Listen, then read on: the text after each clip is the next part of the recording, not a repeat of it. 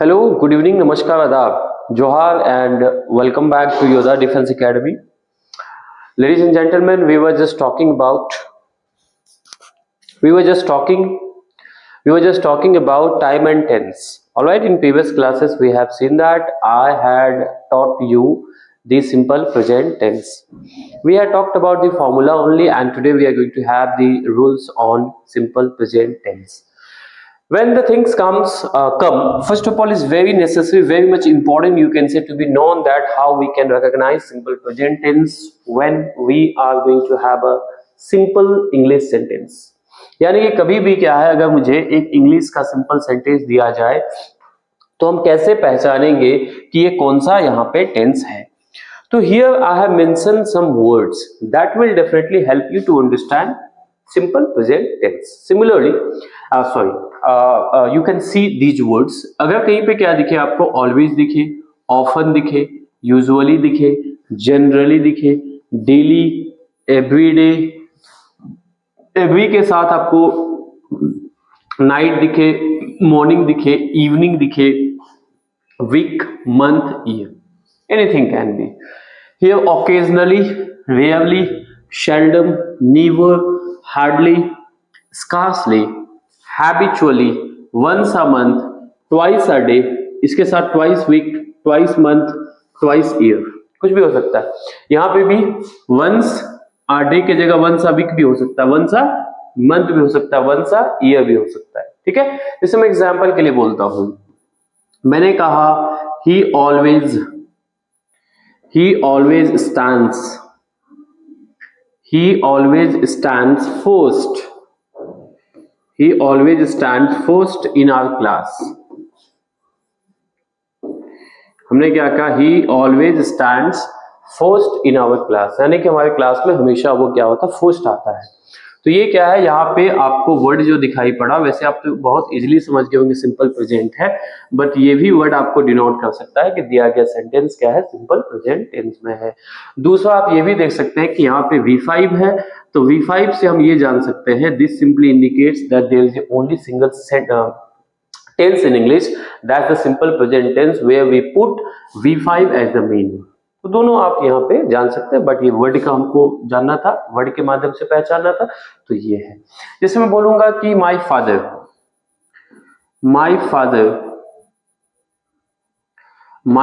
comes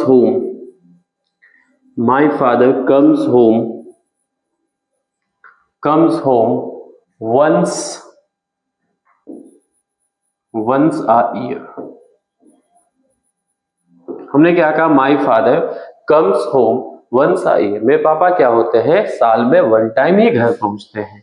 तो यहाँ पे क्या है, आपको जो दिखाई पड़ा वंस अ ईयर, ये इंडिकेट करता है कि दिया गया सेंटेंस आपका सिंपल प्रेजेंट टेंस में है. Copy it.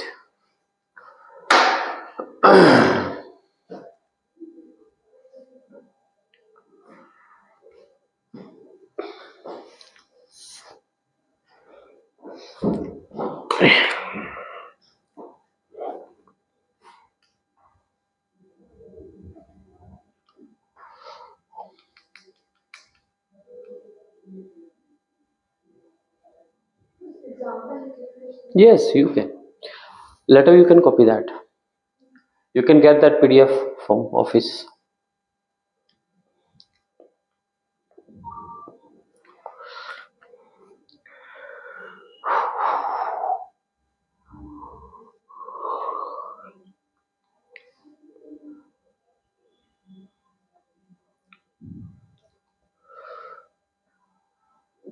Do you need more examples? Is it enough? Okay. Yes. Because more examples can build more concept, but if you understand that 2 examples are enough, right?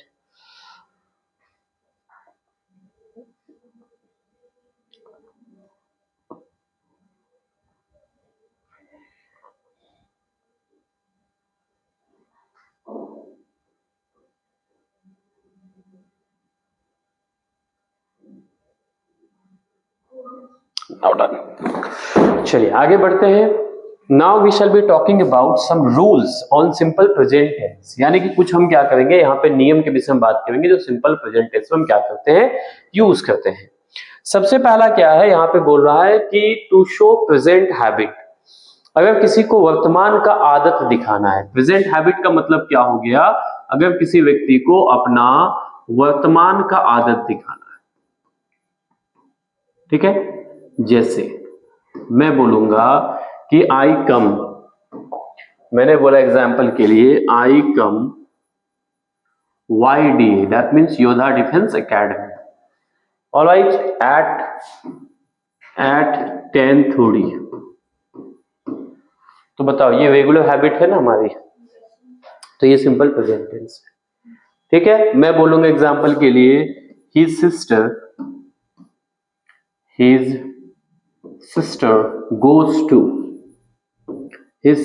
goes to college at 10 AM। 10 AM साफ का मतलब क्या होता है, ठीक आपका वो 10 बजे चली जाती है, ये क्या आपका सिंपल प्रेजेंट टेंस है, ठीक है। मैं बोलूंगा कि my father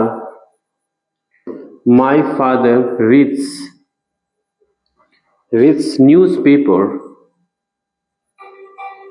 My father reads newspaper।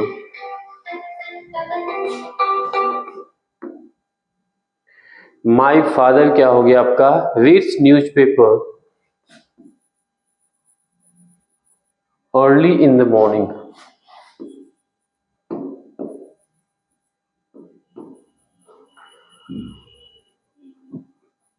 So this is the habit of my father, yes or no, copy it।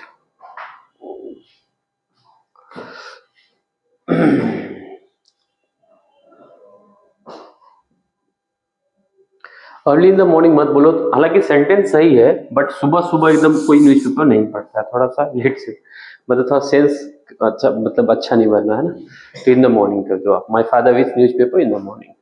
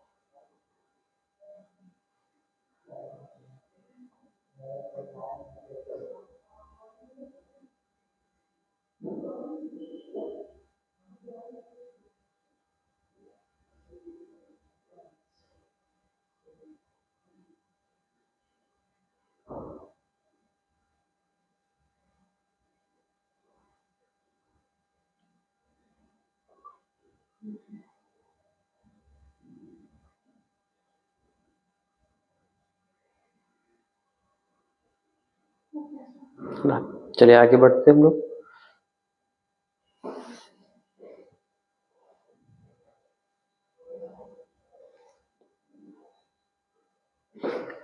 देखिए now what we have, let's see that, जैसे आगे हम बात करें, यहाँ पे ये हो गया हमारा।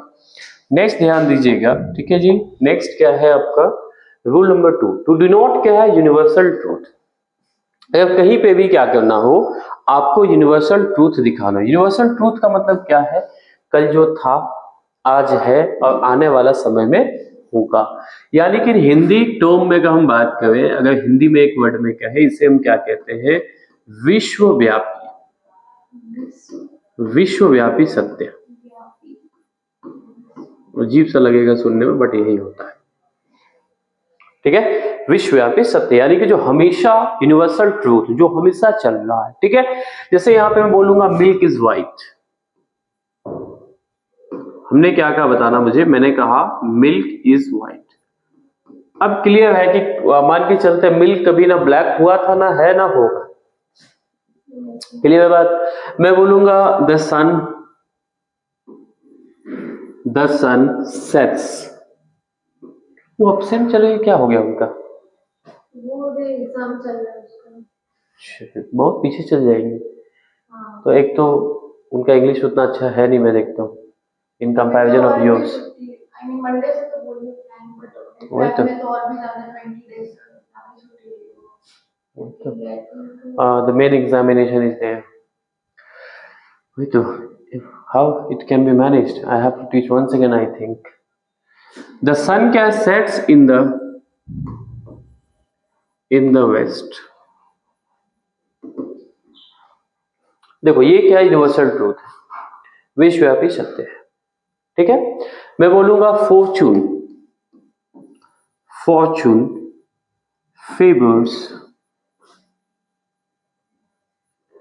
Favours the grave.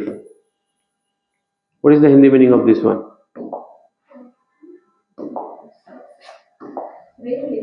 Ji brave है, BRAV। देखो एफ ऊपर से स्टार्ट होता है, बी नीचे से स्टार्ट होता है। बताओ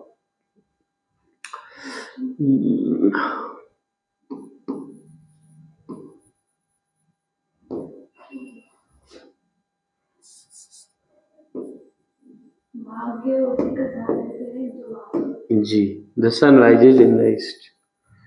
चलिए लिख लीजिए, ये सभी के सभी क्या कहीं समझ में ना, you can ask me question, it's a very simple example to be understood, alright. ज्यादा मैं बात को ये नहीं करना चाहता। तो ये क्या है, आपके सभी यूनिवर्सल ट्रूथ में आते हैं।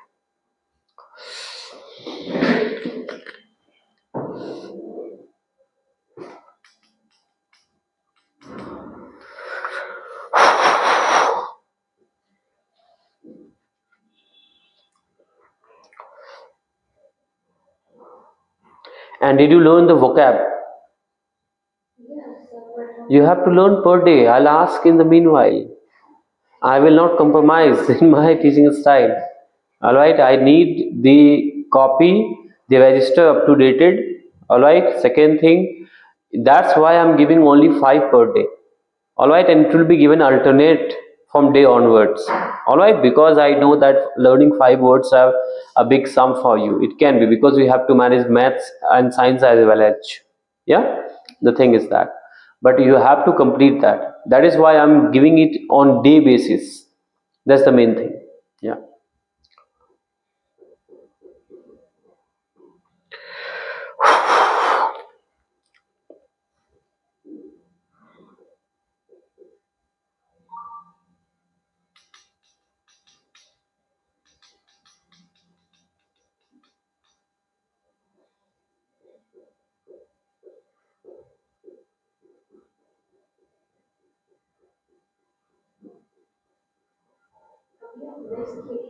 यस वेस्ट लिखा हम लोग।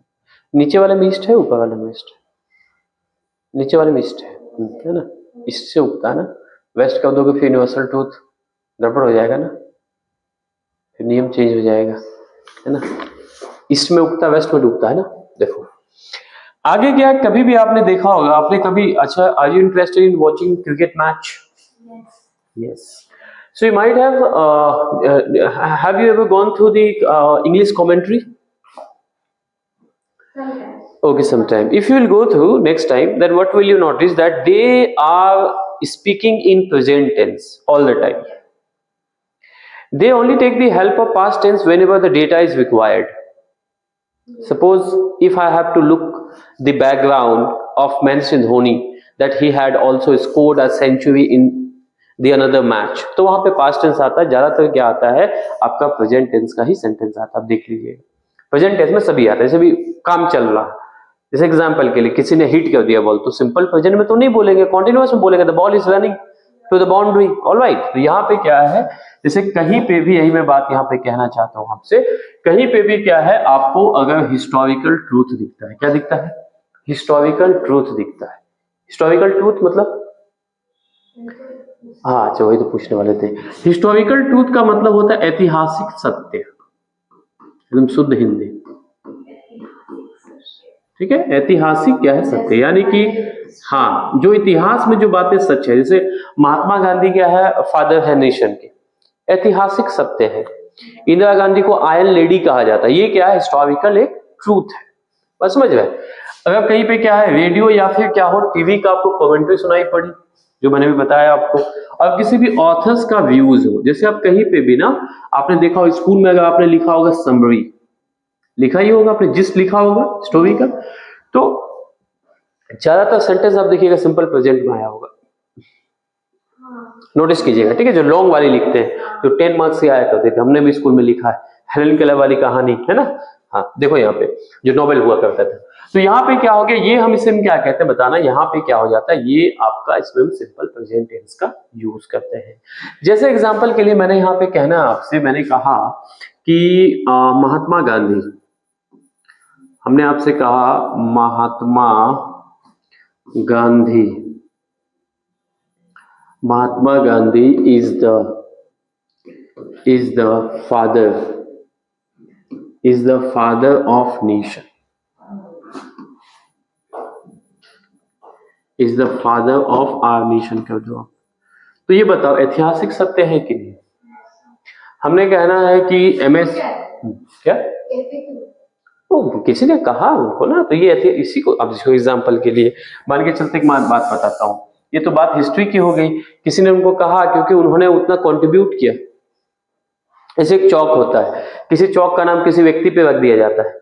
जैसे एग्जाम्पल के लिए आप मान के चलते हैं, अभी जैसे श्यामा प्रसाद मुखर्जी, रांची में क्या एक यूनिवर्सिटी है, तो उनका नाम क्यों पड़ा? क्योंकि श्यामा प्रसाद मुखर्जी बहुत बड़ा नेता थे, उन्होंने क्या है कंट्री के लिए कुछ कंट्रीब्यूट किया, जिसकी वजह से उनके नाम पे रखा गया।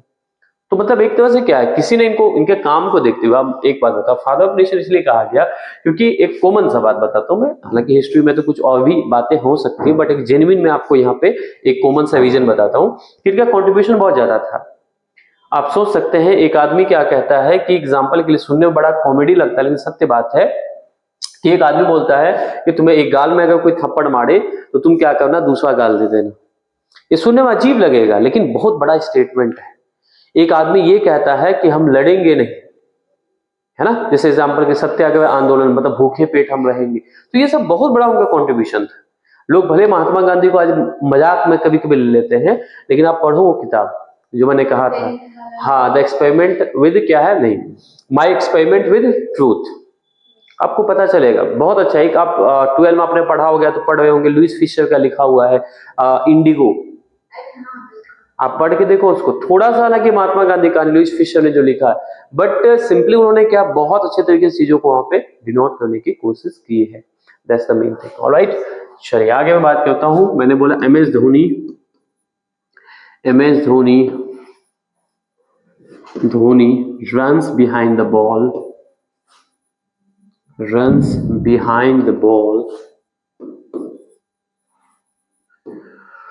comma, catches it and throws to the stump। देखो ये क्या बताना, टीवी की कमेंट्री होगी, ठीक है। चलो